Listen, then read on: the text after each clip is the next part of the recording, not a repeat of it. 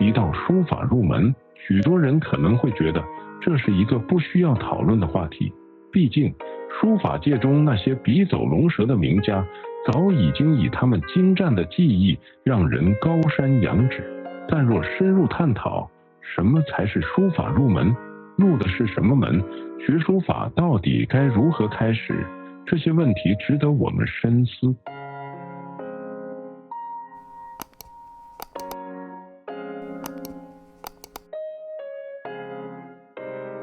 学习书法的困境，方法与心态的偏差。许多学习者在临摹过程中遇到瓶颈，可能多年练习仍无法脱离字帖的束缚。有人多年临摹兰亭序，却无法用其风格书写滕王阁序，甚至连兰亭序的文本都未背下，这说明其学习方法上存在严重问题。书法入门的核心5大基础能力，要真正入门书法，需要具备以下5项基础能力： 1. 构建汉字影像系统； 2. 锤炼观察力； 3. 掌握笔墨技巧； 4. 熟练结构规律； 5. 建立理论基础。这5点是书法学习的根基，必须通过临摹字帖与阅读相关书法书籍来达成。如果未能达到这些要求，即便学习多年，依然停留在门外徘徊的阶段。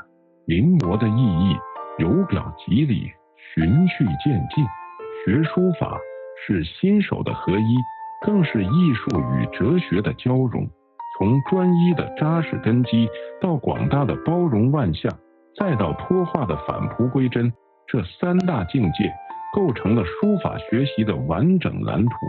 我们将深入解析，带您领略书法的精髓。逐层深入解读书法3大境界。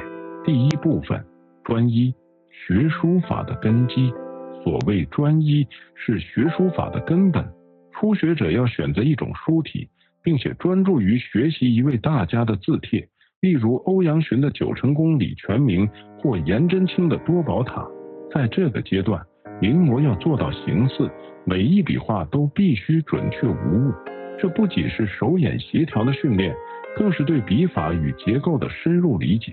您可能会觉得枯燥，但专一是打下基础的关键，没有这一步，后续的一切都无从谈起。比如，初学者可以选择欧阳询的楷书，他的字笔锋严谨，结构均衡，是练基本功的最佳范本。本频道有九成宫李全名全碑帖逐字示范影片，本影片示范全帖覆盖1200字，无一遗漏，涵盖了楷书中常见的各种结构与笔法。全课程超过250节课，请点击描述栏连结加入会员来学习。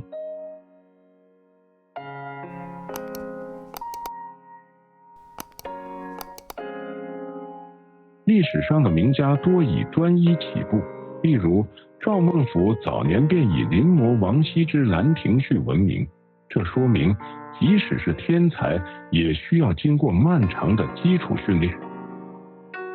第二部分，广大，开阔视野，融会百家之长。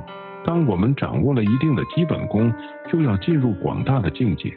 这个阶段要打开视野，学习不同书体、风格，甚至吸收画、雕刻等其他艺术形式的养分。例如，颜真卿的楷书大气浑厚，李福的行书如行云流水，各具特色。广大并不仅限于临摹书法作品，还包括对其他艺术形式的学习，如篆刻、绘画，甚至诗词文学。书法与其他艺术是相通的，融合多元视角，可以提升您作品的深度与表达力。唐代的书法家怀素便以草书著称，他的狂草风格受到绘画与自然景物的启发，形成了独特的艺术张力。广大的目的是拓展书写的可能性，让自己的笔墨更具表现力。然而，学习广大并不是盲目堆砌，而是要抓住精髓，内化为自己的能力。零基础书法入门。第三部分，脱画，超越技法，返璞归真的境界。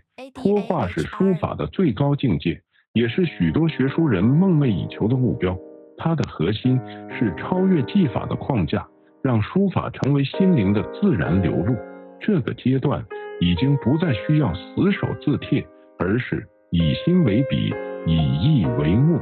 王羲之的快雪时晴帖正是脱画的典范，无论是笔触的流畅，还是结构的自由，都让人感受到心灵的韵律。但值得注意的是，脱画并不是随心所欲，然而达到脱画并非一朝一夕，而是数十年笔耕不辍的结果。书法的这三大境界，专一是学习的根基，广大是成长的养分，脱画是艺术的巅峰。无论您目前处于哪个阶段，希望这些内容能帮助您在书法之路上走得更远。书法入门的道路虽然漫长，但只要掌握正确的方法，持之以恒，必能跨入艺术的大门。无论选择欧体、颜体还是其他字体，关键在于学以致用，做到不择文而书，才能真正进入书法的世界。希望每位同修都能找到适合自己的学习方法，体会书法之美。请订阅频道，感谢您的收看，我们下影片见。